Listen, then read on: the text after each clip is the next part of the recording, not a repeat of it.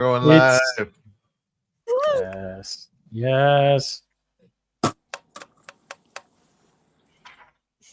All right. Welcome, one and all, to another magnificent Terran Tuesday. I hope you all are doing well out there in the interwebs. We have all officially recovered from the holiday season, Woohoo! shaking it off, and now we're back Yes. at it. How are y'all doing? Black Knight, you are just returning from a extended holiday period. How have you been? Yes. Well, I'm fine. Thank you. Ah, It was nice. This like somewhat unplanned uh holiday vacation. It usually is just a week, but this year it kind of lengthened the time, the hours lengthened, and it turned from 1 week to 2 weeks and then 3 weeks. So uh, I was able to not do shit for 3 weeks, except cooking, baking stuff, mostly holiday breads and stuffed pastries and all kinds of other shit. oh my God, Um, sounds so good though. Stuff. yes, and I think the only right thing I did was a bit of poetry. We have this ongoing saga, like a Norse Viking slash Beowulf like saga that I, Arcadian, and Brothers Kryn writing jointly on Substack. And I also co-wrote one other poem with Arcadian, and lately I wrote like Yeah. a brand new thing, which is a combination between modified haiku form and three stanza poetic form, that I wrote the first poem of the kind, or at least I think I wrote the first poem of this kind because I could not find anything else that resembles it. Um, and this form is called Hope Seeker, and it will be the form that the spacers from my universe, from the Star Shatter universe, the Terran spacers are using as their poetic form. Yeah, so that's that. Nice. All right. So you've been Where keeping you busy. be? Yeah. Moral Officer Grant has joined us here in the Yay chat. for Officer Grant! Hi, hi, Looks Bert. like Hello. she's been digging into my latest series called The Evergreen, and I'm glad I she's Ooh, know, I know. She was telling me about it. Yeah, she was yeah. having fun. Yeah. I've been working on some more entries today, drafting them up. I know I'm not the only one who works on editing on Tuesdays, but all right, Snow, how you doing? How have you been since the last time we seen you? well, first of all, I have to find out if you're hearing me. Can you hear me? Yeah. Yes, You know what? yes. You look at the little thing on the screen. It's not making the green boobity booby thing on it anymore. It's uh, not. I can't tell yeah. if you hear me or not. Oh, Stop. strange. Well, having to guess at it. Hi, Officer Grant. I love you. Hi. I had a great holiday. I had family and everybody. We had a bunch of church and all that stuff. And I have a baby goat. And my baby goat. Okay, so my baby goat is. You might have seen it on my ex account, and I had it also on Substack a couple of times. But it's just like having a newborn baby. Its mama had forgotten where it was. It got separated, and so it was out in the weeds by itself. And like I think I told y'all how like I thought an owl had gotten it. That was like a couple of weeks ago. And then so I was like, oh, I've got to save this baby goat because the mama just wasn't really noticing it was gone. If they get separated too long, especially when it's right after they're born, if they get where they don't recognize each other, then the mama won't sometimes be looking for that baby if she doesn't recognize the smell. Well, this baby was out all night by itself, and it didn't have anybody around, and we found him. He had some scratches behind his ear, and I already knew, and we tried to take him out back to the mamas, and we knew exactly who his mama was because we had photos we take right after they're born. And she just wasn't bonded. She didn't really recognize him. She wasn't looking. She was looking for a baby, but she wouldn't take him. She kept pushing him away. And so I'm like, I have to feed this baby. So he's asleep right now in my dog bed over here. You may hear me. I may have to leave temporarily to feed this baby goat. So he'll cry. He sounds like a little child crying, but he's so cute. So I have a baby goat in my house right now, along with all of my dogs and a cat. And I'm really lucky because I have a concrete floor, because I literally made my house that way so I could clean up everything. Like, if somebody gets shot or whatever, I can just clean it up. Yeah. So I went ahead and did that. And so now I'm really, really satisfied with it, because like if something, and baby goats don't know what to do. They're not, house trained or anything. So I have to like clean up after him all the time. And I have a little tiny front yard also that has a little fence around it. And I can't really let him go with the other goats yet because he's still too little, but he just follows them and he'll get lost in the weeds. So pretty much he's my house goat now. Congratulations, me. Yay. That was my whole story. Wow, that's got to be an adventure in itself. Nice. Yeah, we got Wrangler joining us as well in the chat. Hello, Monsieur Wrangler. Hello, Thank Wrangler. you for joining us. There's got to be some literary inspiration from help raising a goat there. I think so, because it's basically having to wrap your head around. You try not to anthropomorphize them too much, and Black Knights, you know what I'm talking about.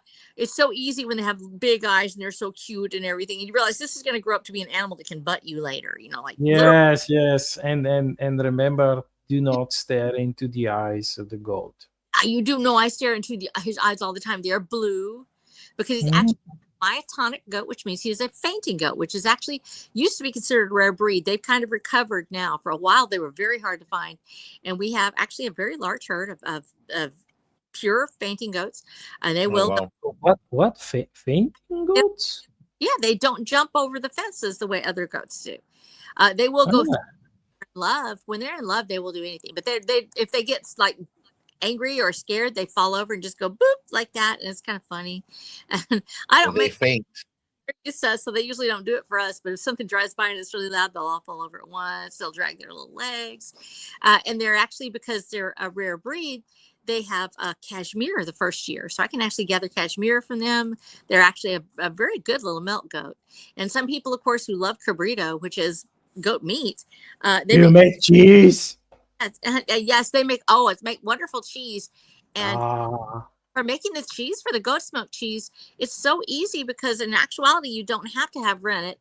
You can just use drops of, if you want the cottage cheese, like a feta, you can literally put it in boiling water and then put in 2 or 3 drops of, like a teaspoon maybe at the maximum, of vinegar. And it'll separate out just like rennet. And you can just do that and then press it into a block, and it tastes so wonderful. And the worst part is I'm allergic to it. I'm like deadly allergic. So my husband and my son would make goat cheese, and I've been that way all my life. It's a long story. Y'all have heard me talk about it. Sure. But so it smells so divine. I want some goat cheese. Like I would love to eat some. I would like goat yogurt. I know that it makes great yogurt, full of fat. Really goat cheese, banica. I love it. Here's a good one from Moral Officer Grad.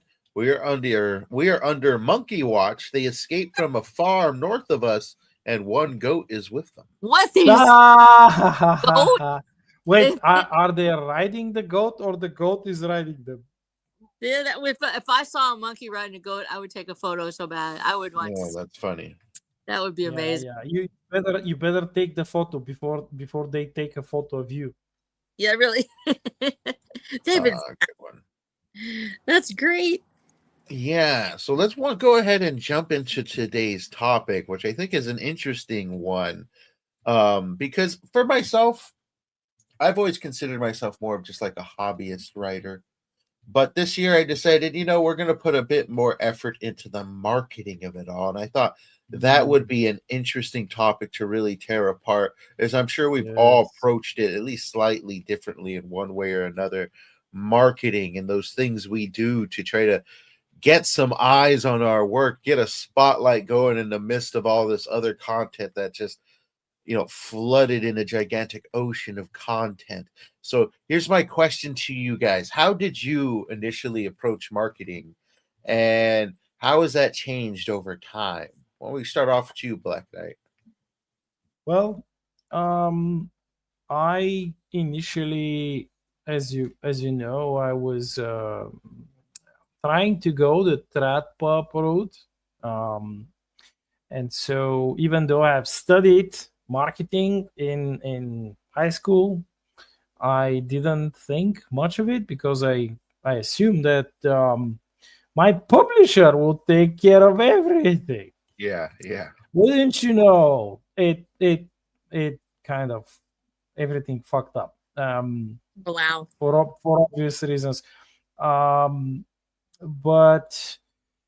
the thing is that I even in the beginning, before I self-published through Amazon, I thought that I would self-publish through like an independent publisher, and then I'd have like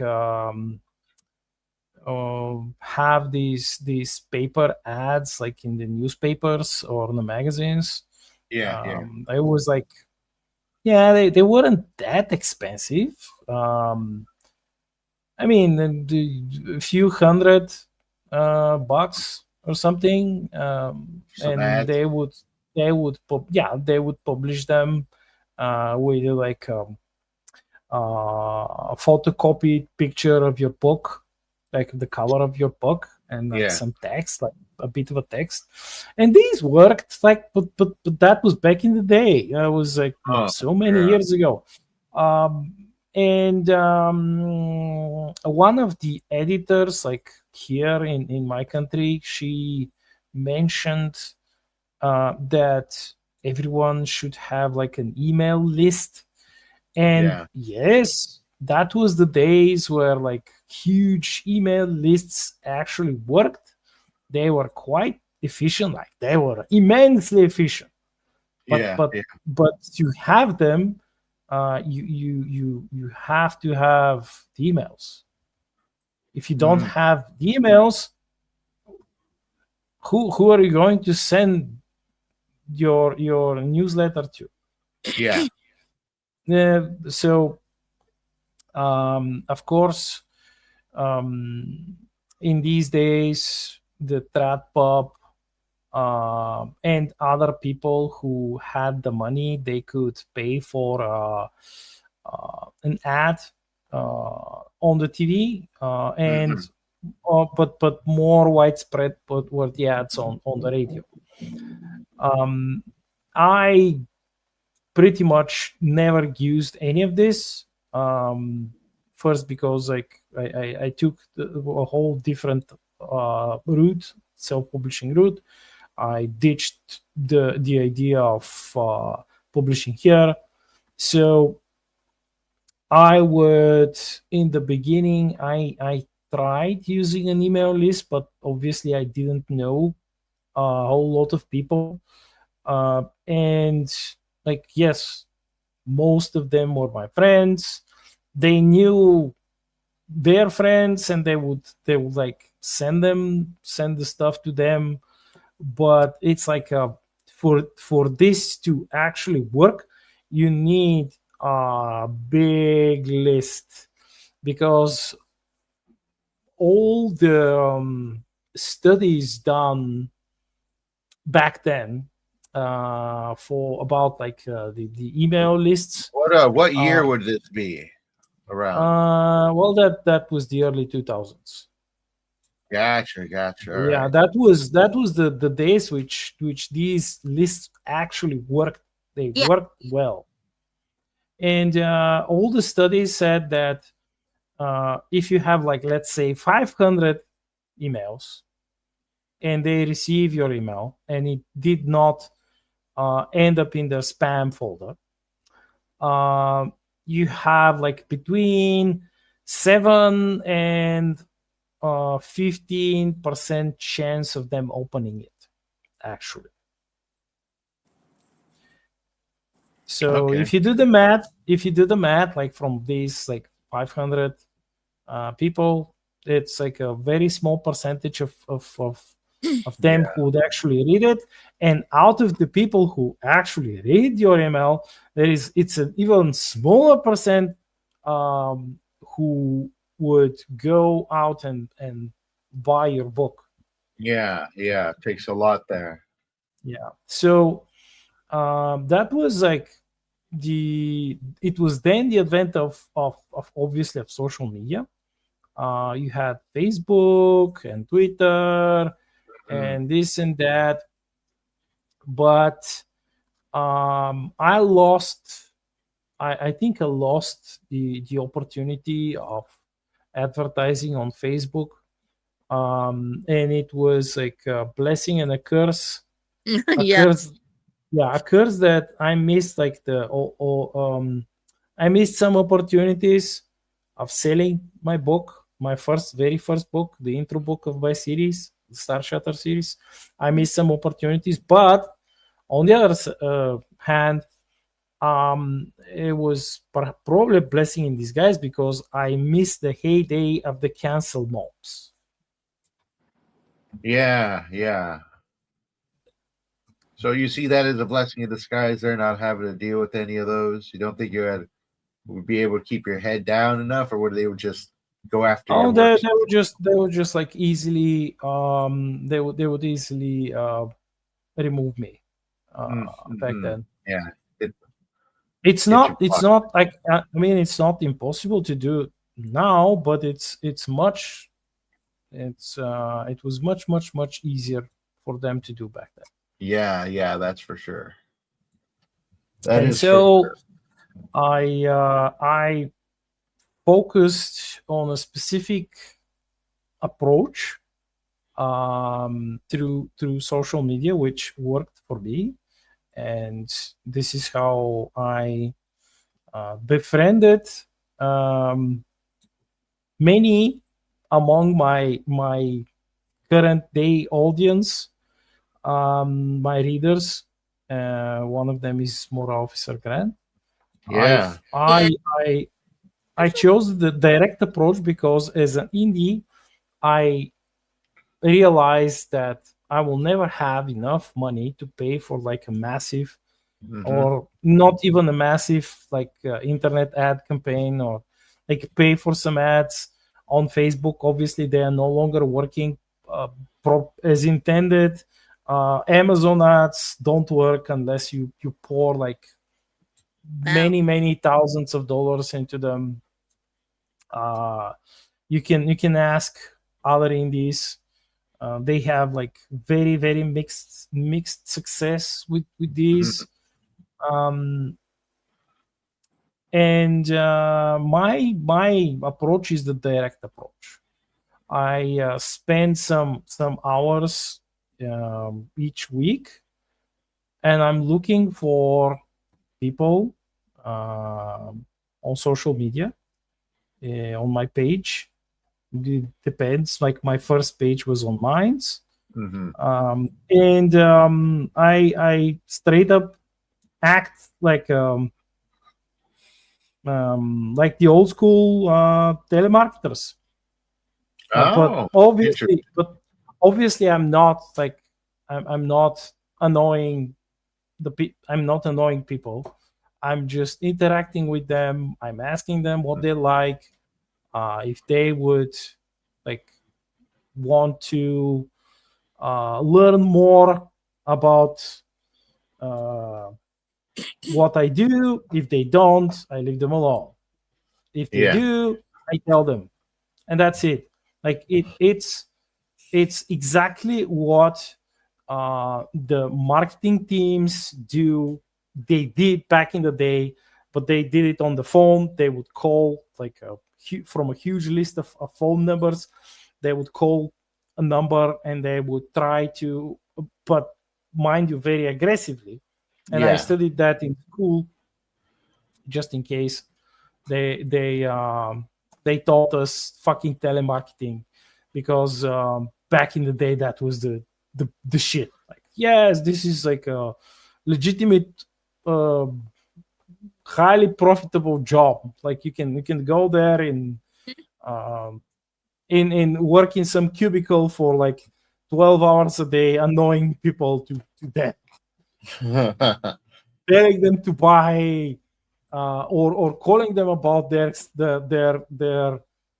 what was that joke in America? All their cars extended warranty or something. Yeah, cars extended warranty. Yeah. So yeah, that's the gist of it. That's how you went about it. And how long you been at it exactly? Say that. Oh, it's like you have to confess now. Maybe 8 years. 8 years. All right. And how big's your crowd now? It's definitely grown, right? Yeah. Oh yeah. That's the thing with this approach. It's slow. Yeah. But the positive of it is that you're making like you're finding the exact type of wonderful people who will make a long-term commitment. Okay, yeah, and you get to build a community as well, Yes. because you're interacting with them. Yes. And that's probably in terms of marketing, what we studied in school was that you have different types of customers. Yeah. And it's very rude the way that marketers address people. They don't see them as people almost. They see them as Statistics. Yeah, something like that. Like they see them as various psychological types. They love, like, especially the big corporate clients. They love. Have you heard this term whale? Yeah. The whale. Yeah. So this is in marketing. This is like the most feeble-minded person who has no like impulse control, and they are very susceptible to aggressive marketing. And if they're told by some sort of like an authority figure or like a famous person, an actor, an actress, a pop idol or whatever, that buy this sack of shit. This is the best sack of shit ever. And they will buy it. Yeah. The problem with this approach is that this is not a fan base. This is not like this is not a loyal customer base. This is like it's called like an instance sell, and this is like a temporary sell, because they will like the whales are like a fickle customer base. It's not a customer base. It's just like a swarm of people who will suddenly buy this new thing because they are told, and they will either forget about it, like the mother of that goat forgot its baby that it exists, or their minds will be taken by the current day new thing which they are told to buy, and then they will consume the new thing, and they will be told to buy the new thing, and it's like a never-ending cycle. But just like the old IPs, the old franchises, they were so stable and they were so financially profitable because they attracted the wholesome and the kind-hearted and the imaginative people, and they attracted them slowly.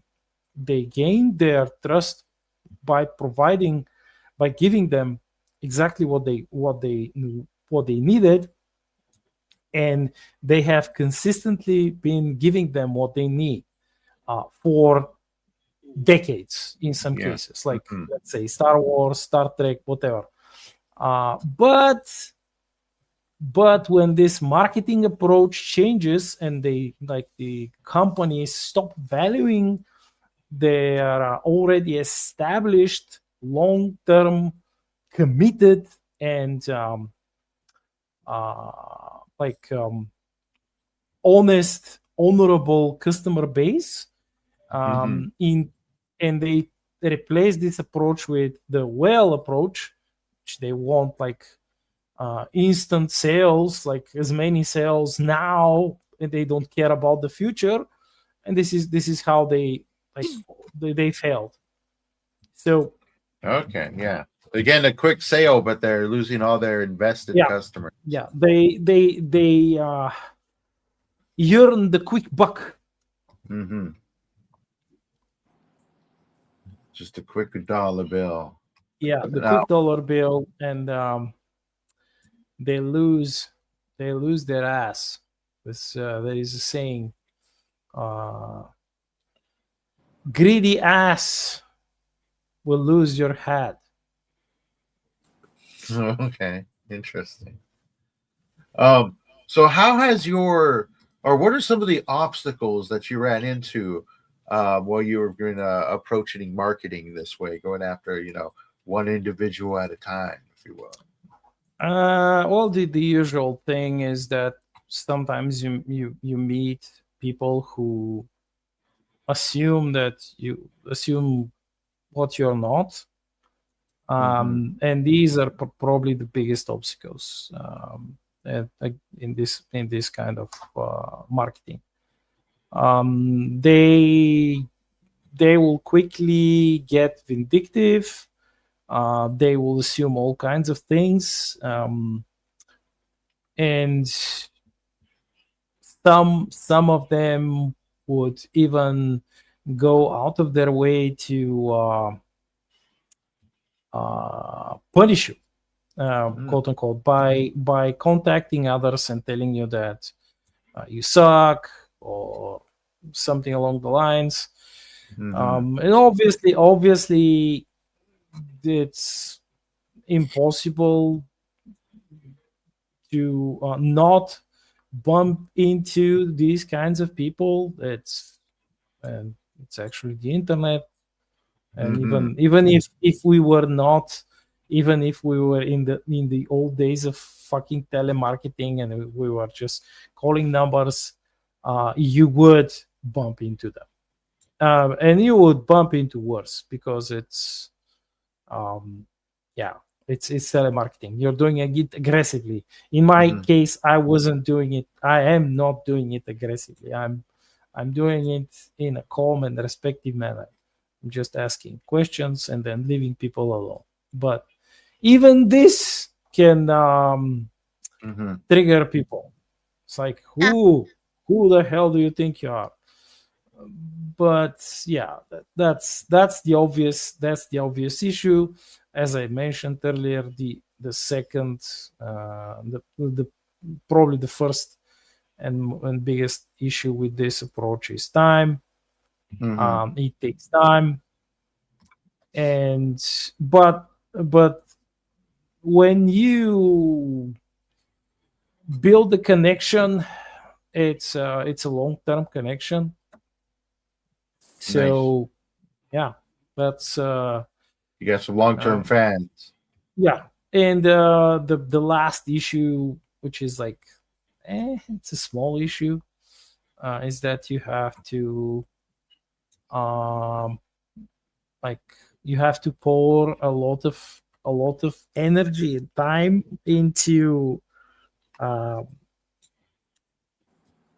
curating the social media feed, and if you're curating maintaining 2 pages, like more than 2 pages, it's like it will bite into your writing and editing time. Yeah. Seriously bite into it. Gotcha. Very interesting stuff there. RH Snow, you've been waiting over there in the corner. It's just trying to learn from him because he's been doing it way longer than I have. Yes, you've been at it for a while. 8 Yeah. years. Yeah, he's been at well, if you were at it like in the early 2000s, and also he's been took marketing back in the days. My experience is a little different because I actually I took sales in community college. I actually enjoy sales. This is a big. I'm gonna confess to something. Mm-hmm. I like retail. I like it. I liked working in the dress shops and things like that. I really enjoyed it. It's a lot of human interface. It's a lot of going back and forth, and I enjoyed the fashion end of it and everything else. And so I took sales because I wanted to learn more about it. So while I was my education degree, I was like, you know what, sales would be fun. And I really considered just going into sales, period, because I loved it so much. The actual retail side of it. You have tangible and intangible objects, and you have intangible sales or things like insurance and in some cases, things like books. Something that people can't hold is an intangible item. You have to sell them on the item. A tangible item is like a dress or a toy or food or something like that. And so I really loved selling tangibles. And for me, a book is a tangible item, even though it's an idea. It's on paper. It's a book is a physical object. And so sales for me was about exploring the object that you're trying to sell and being able to talk to people about it. And I'm more of a passive salesperson. I've known people that were aggressive sales movement. My mother was a real estate agent, and back in the 70s was actually $1 million salesperson back when it really meant something. And did houses, and she was fantastic at it. And I learned so much from her. And 90% of it is exactly what you're talking about, Black Knight. It is the human interaction. People want to know that you're listening to them. They want to know that you hear what they actually need. And of course, you have to find a person who wants to talk to you. That's one of the hardest things. Having done, cold calling right now, cold calls are tough. And I've done cold calls on marketing on the phone. I've done cold calls actually physically in real life where I contacted, I run my own private investigative agency. I've actually gone into attorneys' offices and said, we're selling this product. Do you want it? And this was back in the, it was in the 90s, and back when we first started. And I actually had pamphlets in my hand. That's proper old school. That was. I had pamphlets in my hand. I studied with these things. Like, yeah. So I started off in the 1980s. This is 1982 when I take sales, and we're still learning about Dale Carnegie and how to win friends and influence people. It was all about the relationship. So I always decided on it. I loved the more passive approach where you have a retail shop and it has an open, site where, somebody wants to look in the window and they see something they love and they walk towards it. And then they go, oh, there's somebody in there. I want to talk to them. It was about interaction. And we've lost a lot of that, especially in retail, especially in dressing and things like that, because people buy so much online now. So you don't really go to the clothes shop as much anymore. You go online, buy it on Amazon, get it right away, and you don't even worry about talking to anybody. Yes, and this is how a lot of scammers can get you. Yeah. Mm-hmm. And people still long for that connection, though. So now, of course, I go through the whole, I go through my teaching career and a divorce and everything else, and then I'm reinvented. I married my husband, and he turns out he is actually a great investigator, but he's on the civil side of things. So what do? Well, you open up your own firm, and so I actually quit teaching school to go take an extraordinary leap into the world of private investigation, and to try to sell that is remarkably tough. In front of people. I was really fortunate because we actually timed our leap. He was working for a firm, and one of the lawyers broke away, and they'd been working together. And I said, he's leaving the firm. You've got to go with him. Now's your time. already had everything set up. I had a 1-800 number. I had printed materials. We actually did have an email, believe it or not. We had all that kind of stuff. Right. Barely there. It was 1995, 1996, and I actually had just set it up on the internet. So this was a huge leap for me, going from when before I had done some cold calling, like on the phone, to, you know, marketing lists. That was tough, but people would do it. Mhm. Sell photographs. I was in a photography studio at one point. I kept on working on the side while I built up our business. So I did substitute teach, which actually at the time wasn't terrible because I was teaching young children. And so 3 or 4 days a week, I'd go out and I would substitute teach. And then the other days I would go out and I would market for my husband, who was the primary investigator for us. And I would get out there, and then on other times we were out, I would do the investigations on the side, you know, and be his assistant, basically. I don't have my private investigative license. He does. And so does the rest of my family now. And I'm lazy. I don't want to do the private investigative part. I want to help marketing part of it. I do a lot of that stuff and designed the logos, did everything. So that really, it really enhanced my life. What I learned about this, because the first thing we did is we found a relationship, and I said, we're going to jump ship when he jumped ship. And sure enough, when he jumped ship and we didn't see it coming, I was like, you're ready. Everything's all ready to go. You've got yourself set up. You've got a home office. You can do it. And then for 3 months, we sat there. Well, we got a few little jobs here and there, and we had to make it with other things while we were doing it. Sales is tough because that's what you're doing with your books. Your book is a product. It is actually what you have in your hands, and you love it, and you've created this beautiful baby that you made. And that's just half of what you have. Now you have this child of your mind that has come from you, that is almost like a living creature to you. And not only do you have to go through all the process of getting it published and not just written, published, and getting it on paper, or getting it in an e-format, and getting it where it has a cover that will attract and entice somebody. Then Mhm. the journey, as you make that leap, that formatting leap from just the words on the page to the cover, now you are marketing, because you are trying to reach the audience, and the cover is your first step into marketing. Never forget it. We chose a bold move with the first step, which was the covers. We decided a little bit more. It was actually sort of untraditional. Right now, the movement is towards, you know, words with some scrolly things in the background or whatever. And actually, both of you go more towards descriptive art. You go towards representational art. And we sort of did an in-between thing with ours. We actually have a big logo, which is the same for every book.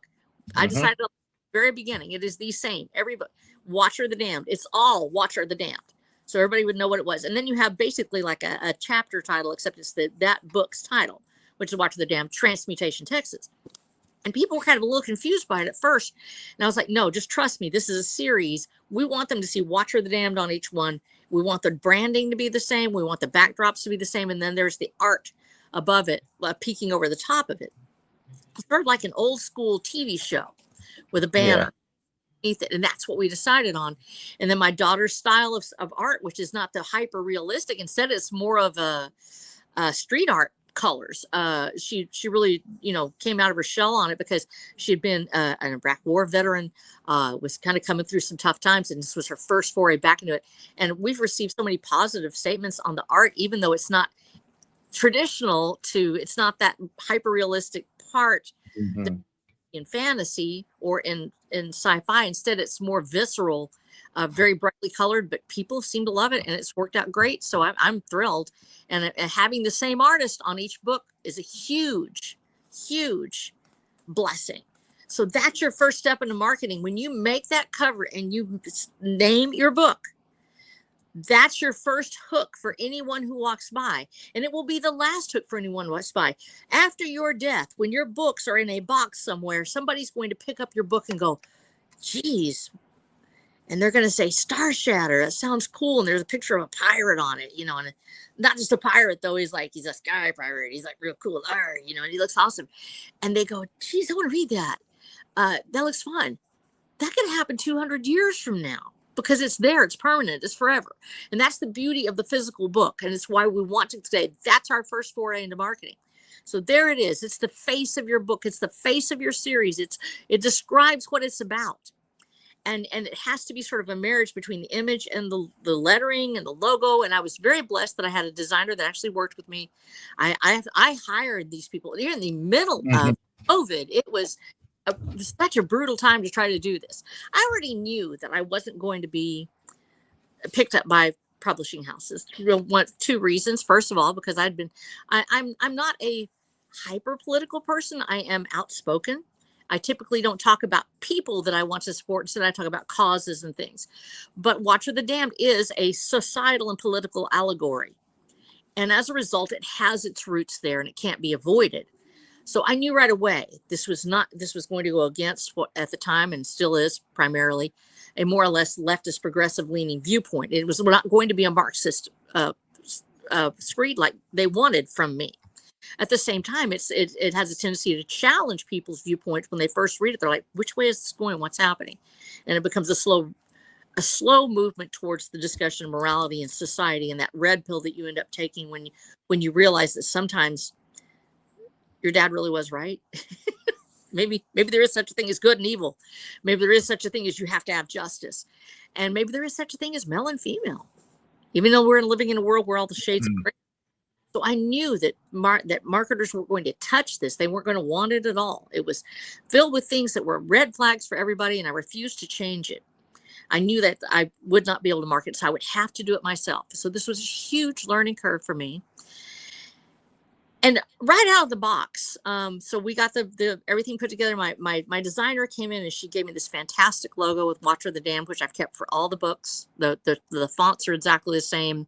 The covers, like I said, the bottom half is exactly the same. It has different colors, but that part of it stays there. And so the visuals, when I put it all together and photograph it, I was so excited because they look like they go together. They look like a set, and they're instantly recognizable. And our branding, when I put it up on my tables, it works really well. I was really fortunate, that I've been able to test that out, and that was great. But so when I came through immediately out of the box, boy, I had the first book out. And the first 3 books, I didn't have that traction for the awards. Wasn't known, and I didn't know how to approach, for instance, putting my book in for awards. I didn't know who might accept it. I tried putting it in for some things, and immediately was like, no, it's too bombastic. No, it's too toxic male. Because of my name, and I didn't actually have my photo on it at the time, a lot of people thought I was a man, and I sound like a guy. That actually is my name. It's R.H. Snow, and those are my initials. I'm Rebecca Hancock Snow. I put my name. That's the second thing. Your name. Marketing is very much about your name. And so I put it in front of my kids, and I have Rebecca Snow and I have R.H. Snow. In almost every group, Rebecca Snow was a romance writer. Now, there is romance in Watcher the Damned, and that's true. But the image that people had of that was pretty much what looks like me, which is somebody with floofy dresses and curly hair with, and big flowy things. And it was not a male audience. I knew that this was a book that would be primarily aimed at men.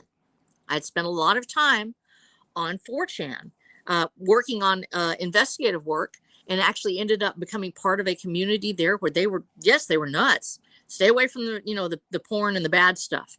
But you had a group of young men who were talking about the challenges they had and what they were facing, the dreadful loneliness and the crushing rejection of society. And it really touched me. And I was like, this book is going to be influenced by them. What they're talking about. Mm-hmm. Fantasy here about, you just go out and get the girl and everything's okay. It would be a broken world where men and women hated each other, where they didn't even know how to talk to each other, where they weren't sure that each other might even exist. And they were coming from that place. And then we come and enter the world of Watcher the Damned, where women don't even really exist anymore. And so I wanted that to hit that market. And I was like, Rebecca Snow didn't sound quite it didn't hit it the same. So when I put it in front of my kids, they're like, yeah, R.H. Snow. It fits. It's fast to put on the page.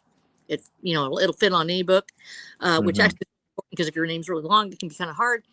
And so I was like, you know what? Boom, we're just going to go with the initials. Well, people thought I was a man. People who read the books thought I was male. And as a result, I got to experience, first of all, the cancellation a lot of men face because my book was too toxically masculine, being written by a 63-year-old woman, or at that time, 58-year-old woman. And so I got that first backlash. Secondly, I got the second backlash because, and I've talked about this before, I had several accounts on different platforms because I was just starting out, and everything still is chaos with platforms. There's no doubt about that. It's hard to know which platform to go to. So I would open up a platform on each one. And so I opened up a platform on X, barely touched it because it was at that time you couldn't even talk really that much. I had that there primarily so I could try to use it. I looked at Facebook, but Facebook was rapidly becoming difficult to use. And not because I was saying really that controversial of things. It was just it's a very stilted conversation. I don't know how to say it. I love my people on Facebook. I think they're great. But it primarily is, like a lot of other places, it's about sensationalism and here, drama. I have so much personal drama. I'm just like, I really don't need to hear, about your second baby daddy getting mad. Yeah. And so I was kind of like, it just sort of stayed away from that for the most part, unless I was doing my Skywarn stuff. And I had a platform on Parler. Parler had just come out. So I opened up one on each one they had. Well, a lady found it, and I'm not going to say her name because I don't want her to hunt me down or try to, well, you know what? She can hunt me down anyway. I don't want to be evil to her. She had a fairly substantial following on Twitter at the time, about people. She had a large subreddit that was dedicated to her, and she found my name on a Parler account. And at the time, this is they were going after what they consider to be right wing. This is after 2020, right wing accounts, and she publishes a list with my name on it. And I'm one of several, like probably about 100 authors on there. These are dangerous authors, dangerous people. You should not want them at your conventions. You need to keep them out if you see them. I had just released my book, and here's the first thing that shows up when somebody does a search on R.H. Snow is she's a dangerous racist author because she had a book account on Parler. Yes. I have Jewish They tried that with me, but it didn't work. Yeah. They're literally. So here I am. I'm like, I'm a person that's worked the inner cities all my life. I've worked with immigrant populations, actually teaching English to women who had come here illegally back in the 80s and 90s. Actually had my first encounters with the cartels through them. And the reason I hate the people that bring those poor innocent souls here and sell them for profit is because of my work with immigrant populations, seeing how oppressed they were by the cartels who would bring them in and then prostitute them out and beat them up. And then I would have their children in my classrooms crying about why mama got hit. And I tried to call the police, and the police are just, oh, that's the way it is. So this is reflected deeply in my work, of course. So it really cheeses me off when somebody says I'm a racist, because first of all, I have Jewish people in my family. I have African-American people in my family. I myself don't look like your average white person, even though I'm here, but I'm sort of a little bit more dark-eyed than most. And as a result, this person tried to smear me in such a way, and people they pushed back on it. They when we would find our names on it, I still know some people from that period on X. And one of the first things we had to do was to decide that we were going to lean that any publicity, use it. Now, if it really is true that you've done a horrible thing, you probably should just mea culpa out and just say what happened. But it is not a sin to open a book on a platform, especially when there's no label on it. There was no label on Parler saying, gee, I'm a cesspit or whatever. It's just people like X or anywhere else, or Blue Sky or anything else. And so this person had decided for her own self that people who were on this platform had to come forward and apologize for being on it. And I just refused. In fact, I actually posted to her, said, I wish her love, but this is not, we're not that person. And what she was doing was wrong. And they wouldn't let that one on there. They took that comment down. And so I decided, you know what? People are going to know who I am. Now, here's this negative event. Somebody calling you a racist or horrible person because you posted on Parler, which means obviously you must support Trump because somebody on Parler said they supported Trump. You know what? Guilt by association. That's right. It was absolutely good. It was absolutely a witch hunt. And I'm saying this in the kindest way that I can. No. It's not a witch hunt. This is like, this is what they do. But this is what they did back in the communist days. Yes. It's a public shaming ritual. It's a communist ritual. Yes, it absolutely is. It's based in that.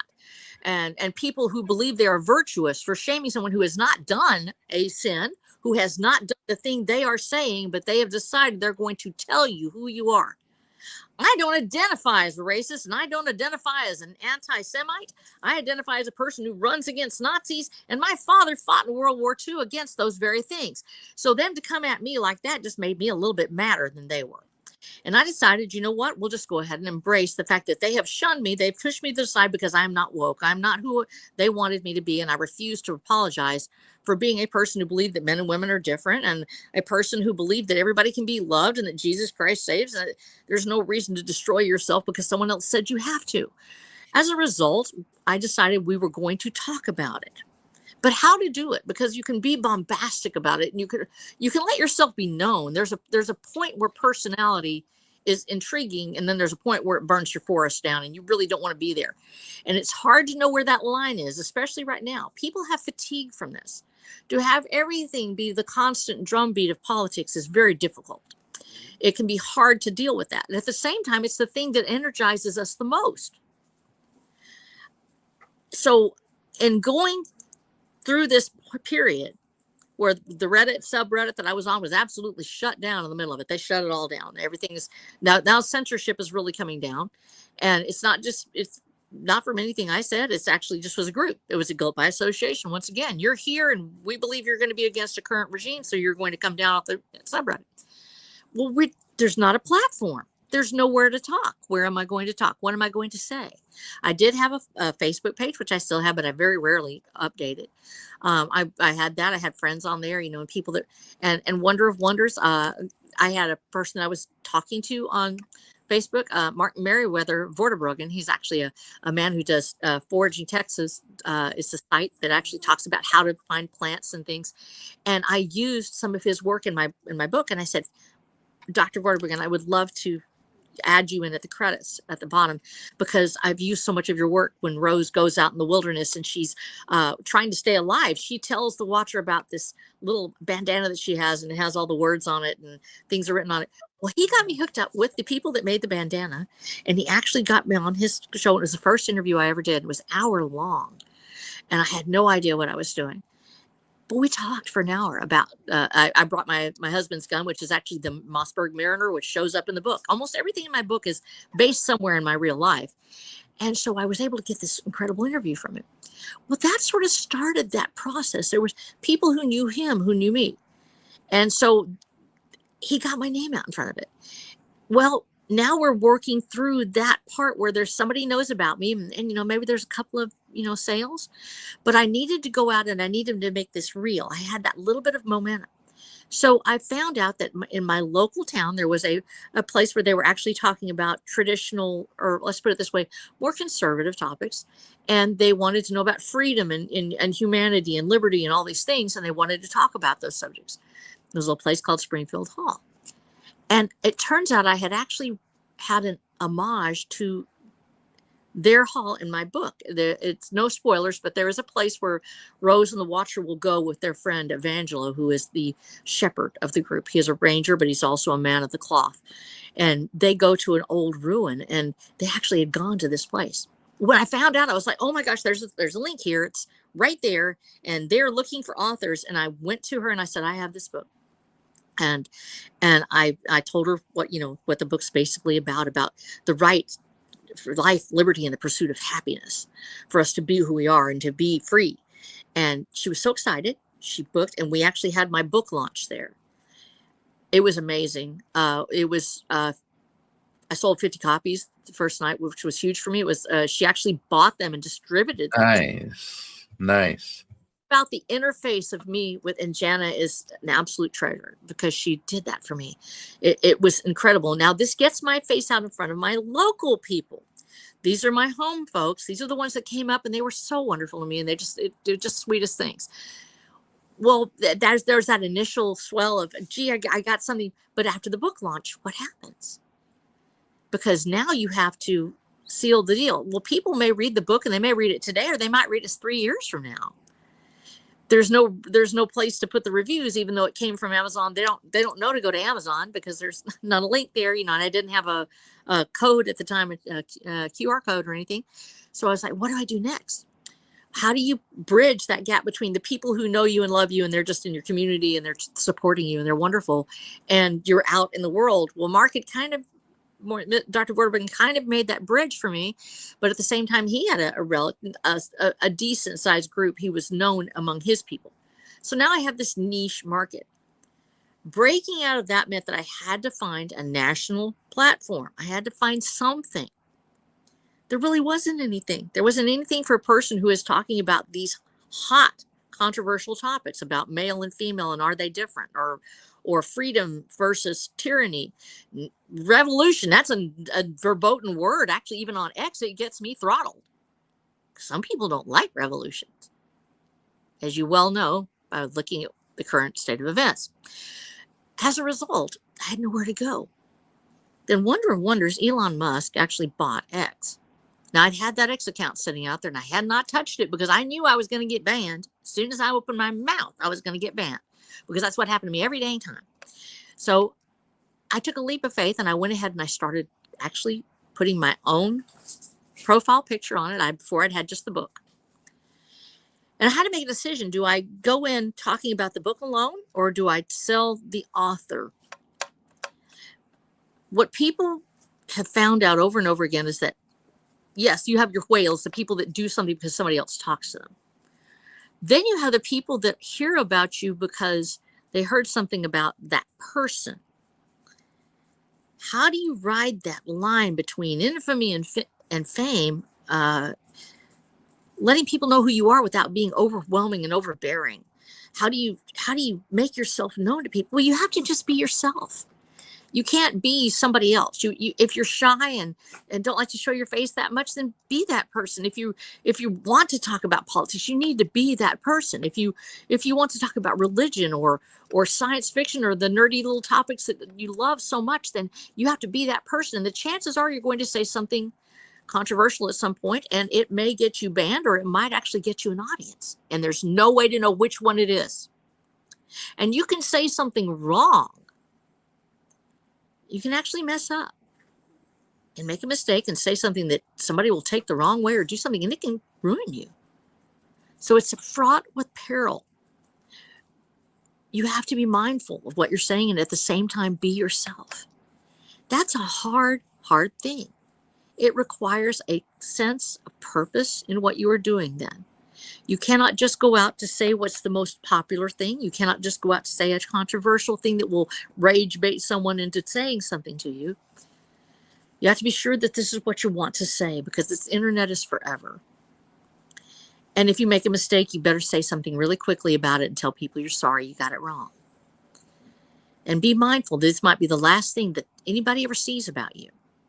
Because the day comes that you walk out of the house and a bus hits you, the last thing that you said was, ha ha, loser, get wrecked. Do you really want that to be what they remembered about RH Snow? And the answer is no.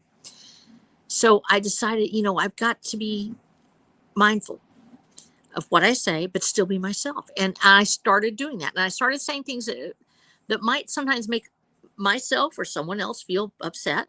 One of my highest ranking posts, I don't have any viral posts. I post at night, 2 a.m. in the morning, I'm praying with somebody. And chances are they have 1 or 2 people on their account. They might, in fact, one of the biggest things I do is that I'll find something where somebody's talking about how depressed or how sad they are. They're in a hospital and there's no responses, no likes. I find that when I post on it. It gets me nothing. For terms of the algorithm, it actually sets me back. And I really don't care, because that's how I keep my soul and I keep my sanity. But the highest ranking post that I've had was about self-defense. It was about a man shooting a robber at a store in Texas. And I talked about what I know from being an investigator, that yes, they had the right to do that because they were under threat. Doesn't matter whether that person is armed or not. If they're pretending like they're armed and they're actually in fear of their life, you can shoot that person. That response and people seeing me going back and forth with people talking about self-defense overcame a third barrier. So in addition to the fact that we have, that we've got the strike against me for the fact we're indie, that I had a, cancellation early. I have a thing called being me. Now I'm a 4'11", basically a chubby little hobbit. I'm 63 years old. I'm already way over my demographics age. And I'm a woman that looks like I maybe could be a problem. And I have these little glasses. They're now called problem glasses, as you know. So I have a tendency to be a little flamboyant, dress a little flamboyantly, and people immediately assume that I'm a certain kind of person. And Black Knight, you actually talked about the same thing.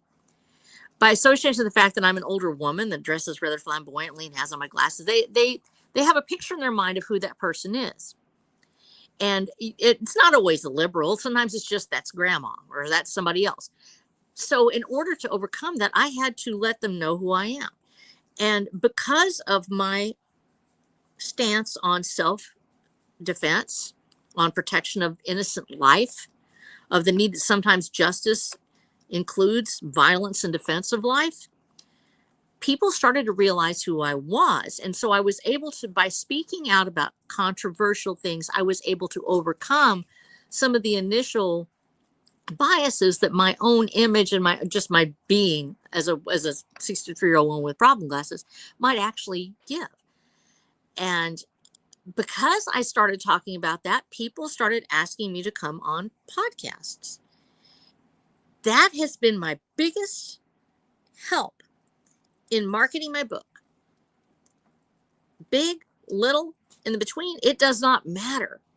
Like we said, the internet is forever. Those videos and those podcasts get seen over and over again. It's me talking about the book and me talking about the subject that the podcaster wants to talk about. When these things happened for me, my audience started to grow. Now, I have not had, other than Hans Schantz doing his base sales, and one time with BookBub. I think I took out like an Instagram ad one time, trying to see if it would work or not. We've done no marketing. There's a reason why, because I'm not done with the series yet. When I talked to as far as marketing, we're talking here about ads, things like that. I talked to I had a lady help me with my formatting. It's Melanie Callahan. She works with self-publishing services, and she actually helps people figure out what to do next. I had illustrations, which like I said, they're not the best, but it's mine. I like it. So I talked to her, and she was like, you've got to get this finished. People usually won't pick up a series now because they're so burned by not having the series finished. And that can go back to several different authors that people get invested in these characters and then they get burned because the series doesn't end well or it doesn't end at all. And so she was like, you know what, save your marketing for after you get finished. So here I am working like a crazy monkey 5 years later, trying to get this thing done so I can market. But in between, I'm trying to figure out, well, how do I let people know I'm here? I have a book. I don't want it to, age out where it sits on Amazon and they go, you haven't done anything, so we're not going to let you do it. So I made the decision to go to a con. Now, this was a big deal for me. The convention, the book convention I decided to go to was BasedCon. I'd heard about it for actually seeing Hans Schantz talk about it, seeing a couple of other people on there. And I had been on a podcast. Now here's where the podcast ties in. I've been on a podcast that was actually called Drawn and Quartered, where we were drawing, and it was mostly related to comics, which is where illustrators are. But we talked about, various things. And one of them mentioned BasedCon. I ended up going to BasedCon. It's the second one. It's still controversial at this time. It's controversial enough. They're banned from going somewhere. They're banned from somebody. Couldn't even get a hotel. So they ended up having this BasedCon. Turns out John Carmack is there. Now, John Carmack is the creator of Doom. Now, this was a jump for me. The reason why I wanted to say this, going to the con was actually physically dangerous for me. I actually have a physical condition, and you guys already know about it, where I have uncontrollable high and low blood pressures, and it'll explode over 200 over 150, something ridiculous right in the middle of me just sitting or talking, and then it'll suddenly swing down to like 50 over 40. It's crazy numbers, and I'm very at risk for a stroke. We made the decision, yes, we were going to go do it anyway. We're going to go ahead and get in the car. We didn't get on the plane because if I fly on a plane, I might just kick the bucket. So I went ahead and we drove down the road. We drove all the way to Michigan. John Carmack, one of the creators of Doom, the game, was there. And here he is, this adorable little man, just wonderful in every way. He's a multimillionaire. He has a space company where he's trying to fly at the same time that, Elon is still getting started. It was extraordinary because it actually linked me up with this very small convention of people that were actually interested in the subjects I was interested in. If I hadn't been honest about my political leanings, if I had not been honest about my feelings about certain subjects, I would have never been at that convention. And I ended up paneling. ended up getting to talk to John. He bought the whole series. That boost in confidence was so big for me. And the lifelong associations that I've had, for instance, with Herman P. Hunter, because that's where I met Herman. And I had met him actually on the podcast, and I actually physically got to meet him at the convention. And then from there, I went to FenCon, where I got to meet Larry Correa and some other people in Dallas, Texas. I only did it once because it's been so many things have happened since then. My husband had his wreck and everything else. That moment to be able to go to those cons was the next step up. It did get that face-to-face meeting with people, but it was actually those author connections where people knew what they were doing, and they could tell you, hey, I'm doing this with my audiobook, or these things are happening in the world out there. Now I felt like I had a connection with other authors that was beyond just the platform online. And as I connected to them, their people started to see me. Now we have this buildup. So 5 years down the road, as I started to get my Prometheus Award nominations, and that was one of the other big things. Now we're taking the quantum leap. We found a platform of awards that would not shun me for my political beliefs. The Prometheus Awards are libertarian in nature. They believe in liberty. They believe in rebellion against tyranny, although a lot of it can be peaceful. And so this is the Prometheus Awards go way back. They're 47 years. And they started back when I was a kid. And so I was very excited that, we could be able to submit, but there's no automatic. You have to pass this panel of people reading your book and saying whether or not it meets the criteria for a nomination for best novel. From the fourth book on, we've been nominated every single time. And it's a terrifying thing, because I know that Wow. they're going to go, you don't meet the criteria. And we had to be bold enough to do it ourselves at first. We had my publicist said, let's take a chance. And I'm like, but nobody knows who we are. I'm not a published author. And they had opened it up to indie authors. Those nominations mean that libraries will now carry my book. As a result, our book got onto a library server, which is now everywhere.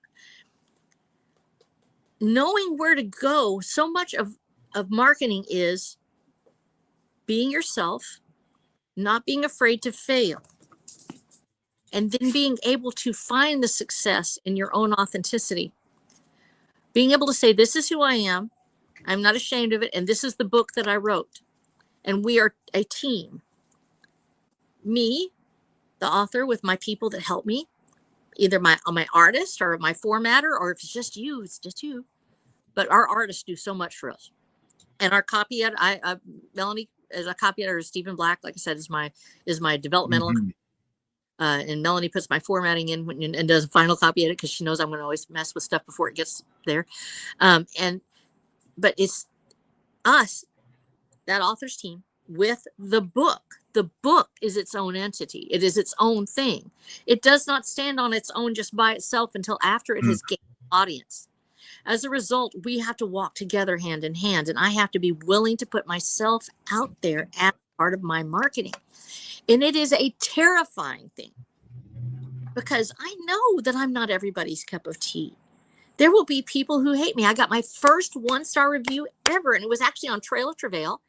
And they said, this book is garbage, just like the author. Nothing about the book itself. Nothing else. Just somebody that was mad at me because I know exactly what the triggering thing was. It was, I had just come out with Trail of Travail, but I also had made a controversial statement about a baby that was being born. And I said, I was very glad that baby was born. And for some reason, this made some people who believe in death of all infants, unless they are absolutely the perfect creation, mad at me. And it created a real firestorm, and, just overwhelmed me for a couple of days trying to answer, just saying happy birthday to a baby that supposedly shouldn't be there. And so this person decided to leave a 1-star review of a book they didn't read. And that's okay. You know what? It's based on me. I took a chance, and somebody's not going to like me. That was already the case. There were already people who didn't like me in real life. There were already people who decided they weren't going to ever love me. Might as well take it nationwide. At that point, why not? We're going to find out a lot about ourselves, and we don't always, it doesn't always go well.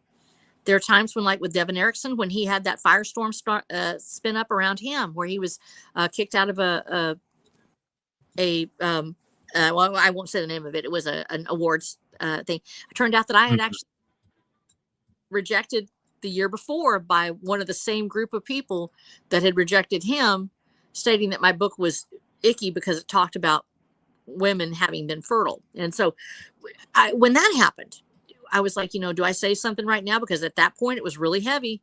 There were a lot of people that were saying, this is going to end Devin Erickson. He can't even be in this he can't even be on this platform. He's a racist. He's a terrible thing.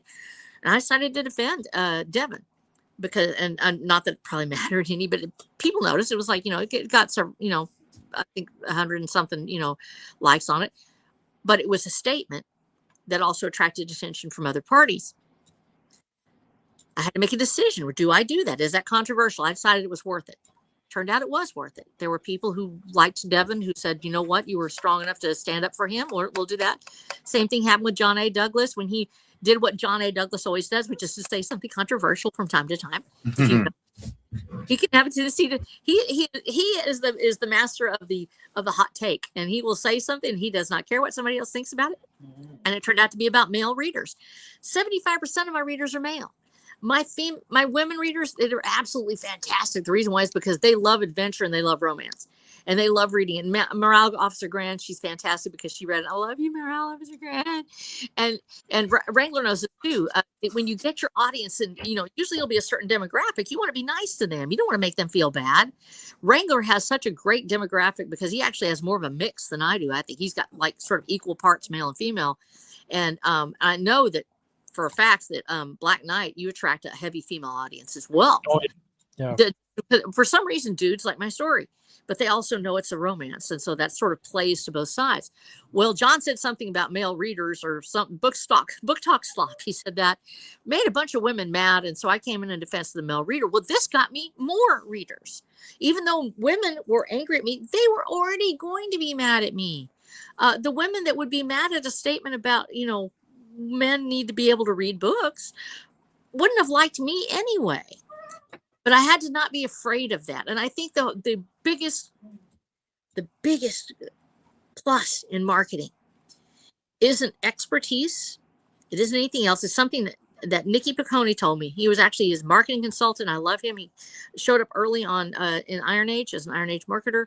And I talked to him several times. And he told me, being fearless, get out in front of people, keep talking, keep saying things, and mindful of what you're saying, but be fearless.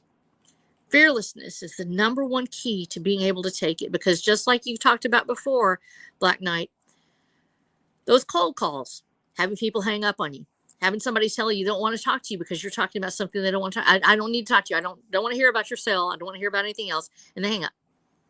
You're looking for the one that wants to talk. And in putting ourselves out there, we're looking for that one person that would love what we do. 90% of the world will never know about what we did. But that 10% that does, they mean everything. That's our readers. That's the people who would love us anyway. And they'll never know you're there if you don't let them know you are there.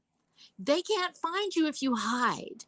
You have to know that someone out there somewhere will love you. And if they love you, they might love you enough to look at your book. And if they love your book and they look at it, they may tell another person. And that is how you win at marketing. There's a human being on the other side of this equation. And you are one also. Go reach out to them. Let them know that you're looking for them and that you have something they might like and you'd like to share it with them. And when you do, your world gets a little brighter. Everything looks better, and you realize, hey, maybe I really do have an audience after all, because you are their audience. Well said. And that's perfect timing because we're about to come up to the end of our little stream here. So why don't we go ahead and give some final thoughts and where people can find you. Black Knight, you've been quiet for a while. Why don't we start off with you? I was enjoying Snow says too much because she touched on some points that I wanted to make myself. She just explained them better. I can sometimes talk slower and pause, and it's because it's late, and I'm always a bit tired when we are streaming. So I hope our listeners excuse me for this. About final thoughts, well, yes, the most important part of the marketing process is to realize that